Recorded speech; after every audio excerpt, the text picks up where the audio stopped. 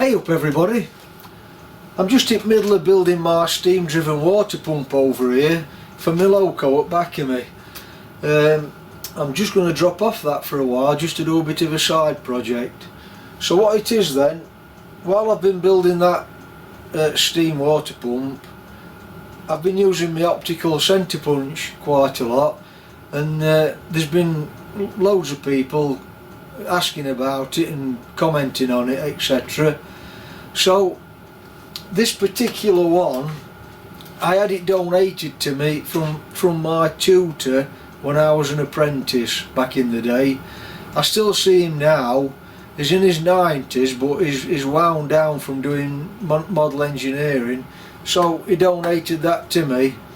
I think when that were bought back in the day, it was probably quite expensive. I'm going to show you in a minute how you can make one of a similar quality with budget materials really. So I'll just bring you over to the workbench, show you this, then I'll show you how it's quite easy to make one.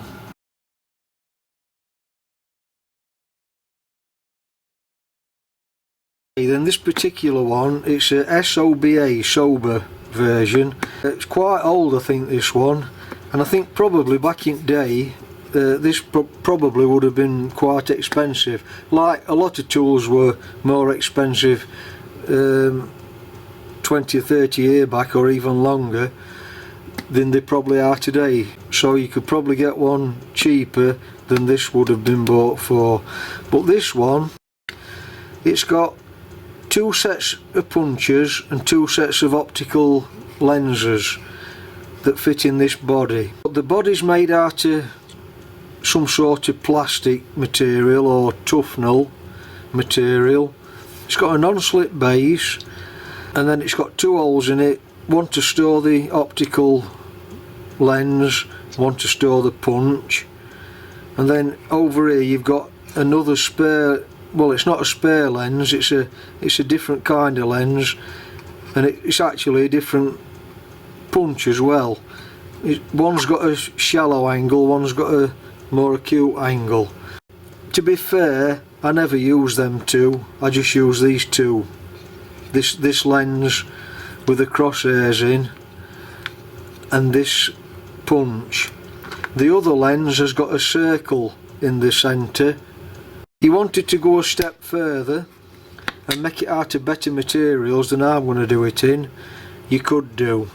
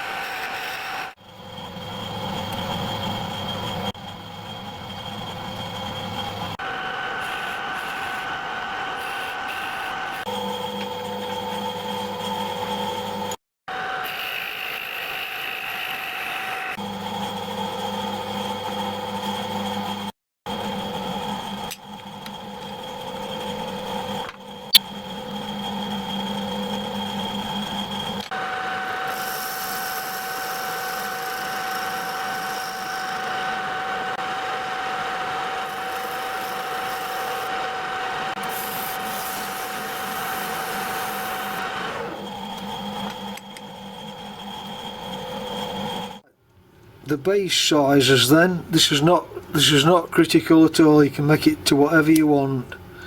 I'm just copying this one, 1.25 inch or 32mm,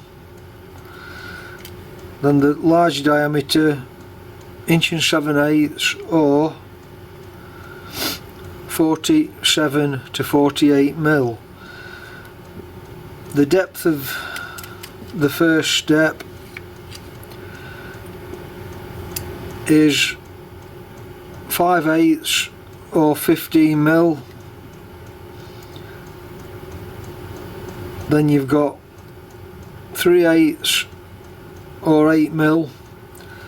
Then the total length is 980 or let's call it 25mm. I've just got two holes to put through that now. on the centre line.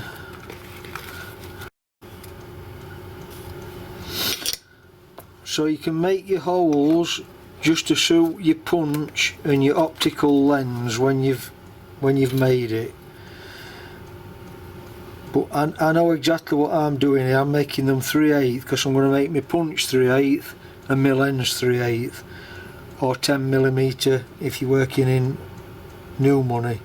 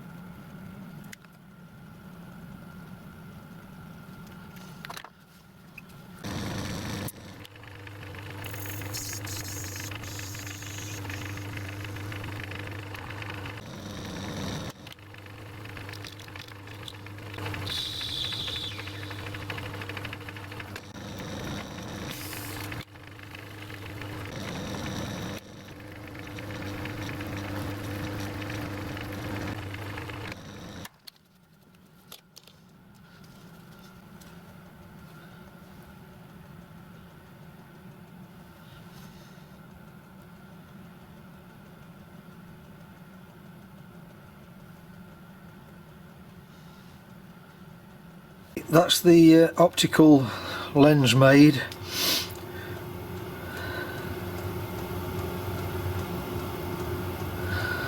So my punch, I've got an old 10mm tap here. I'm just going to cut this tap off and carefully grind a point on. I'll not show you me doing that, I'll just do it and then get back to you.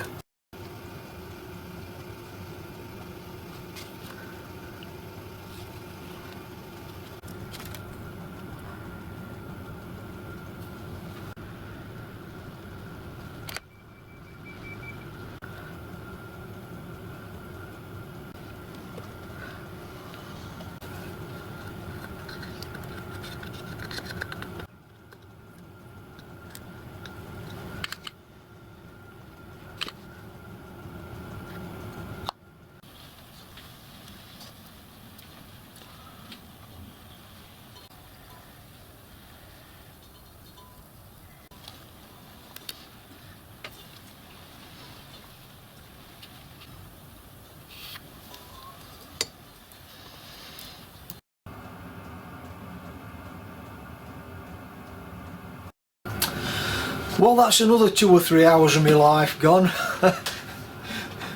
Yeah, it's only took me a couple of hours really to do them. Well, to do one, but while I was making one I've ended up making 3.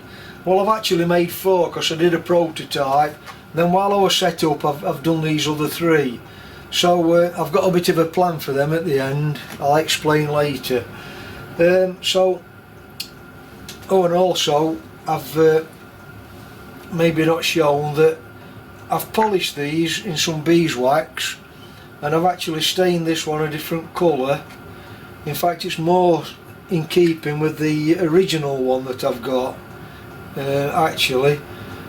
And then I've just polished it again with some beeswax once I'd stained it.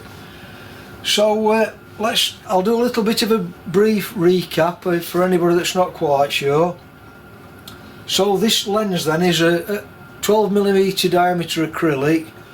I turned it to my dimensions, then I polished it with some crocus paper and WD-40. So if you've not got crocus paper, I think jewellers use this, it's very fine. Just use some wet and dry, very fine wet and dry with some WD-40 on. I'm sure that'll do the same thing. Then once I'd got that to my liking, I used the G3 cutting compound that you use on cars and things like that. Any sort of cutting compound like that'll do it, I think. And that's to get the actual lens crystal clear.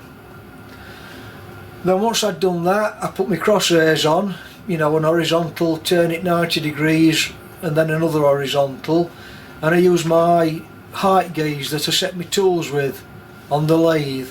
That's got a very sharp point on it, or edge. Anything similar, just to give you that scribe line, and just going deep enough so you can then get some permanent marker pen into the lines and then polish off any surplus that's on the surface. You must make sure that when you grind the punch, you grind the point on concentric to the body of the punch, or it's going to give you a false reading, isn't it? So it's not actually a normal punch where you're punching and marking out. It's just there purely and simply to give you that initial mark, and then you use your proper centre punch to punch however deep or shallow that you want to, you know, make the punch mark. So it's not there for punching. For anybody that's thinking, oh, that might shatter because it's a tap, you're only tapping it to do a mark. You could use some silver steel if you wanted and harden and temper it. So that's that. Then I've put some felt on the bottom just to give it that non-slip property, so anything similar to felt will be quite adequate. I think that's it really, and obviously I've not included doing boxes, they're separate, aren't they? That's just something separate. So yeah, so what I'm going to do then, I've got this one actually earmarked for somebody. The other two then I thought I'd do a bit of a giveaway really, and let them go to somebody that's perhaps wanting a set, because I've still got my original set. I've no use for all these. The only thing is though, I'm only going to post at UK. I'm sorry for anybody that's outside UK, but I can't be doing with all these customs forms that you have to fill in now, etc. But you've seen how I've done it. They're fairly easy to make anyway. How I'm going to do this, I've not got no fancy computer that draws numbers out, and I'm not going to be bothered making numbers and putting them into a hat and drawing them out. I can't be doing with all that. So what I've thought of doing, I'm going to upload this video on the 30th of November, so that's the 30th of the 11th month. So anybody that would like to be considered to go into the draw for this, if you send me an email and just put in the email Optical Centre Punch, you know you'd like to have a chance at winning it. So what I'm going to do then, I'm going to put all the emails into a folder, and then you'll be able to see them on the computer screen when I do it, and all the emails will be stamped, date stamped and time stamped. So the 11th month, number 11 email will be one winner, and then the 30th day of that month, number 30 email will be the other winner. If I don't get 30 emails, it'll be the last email. So I think that's it then really. I'll do an update once I've got everybody's email in and show you who's won them, etc. Anyway, I'm going to sign off for now I think. So if you find that useful and interesting, give me a thumbs up and a subscribe, I'd appreciate that. And I'll catch you next time. Thanks for watching. Bye for now.